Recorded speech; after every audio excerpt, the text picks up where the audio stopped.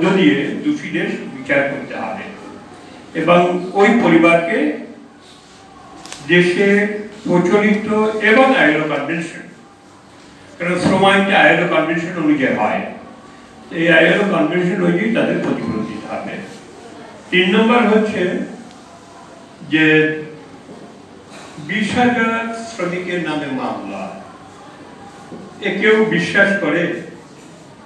আমি কি বলতে পারবো 20,000 শ্রমিকের নাম কেউ জানে?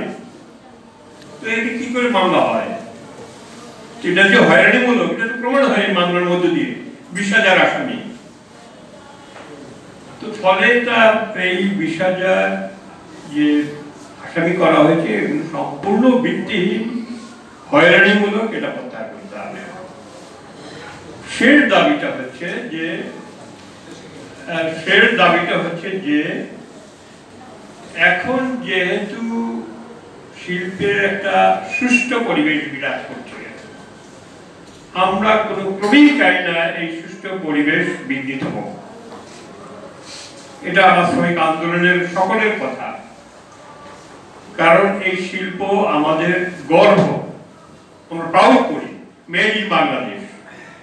ফলে এই শিল্পে কেউ ক্ষতি হোক এটা আমরা চাই না, আন্তরিকভাবে চাই না। আমি জানি না এটা মালিকরা অথবা সরকারের পক্ষে কি উৎসাহী হয়ে এই ধরনের কাজ করতে পারে। মানে এভাবে সরকারকে সতর্ক করছি যে এই অতি উৎসাহী লোকদেরকে খুঁজে বের করে তাদের বিচার করতে হবে। আমার শ্রমিকরা কখনো ফ্যাক্টরি ভাঙে না,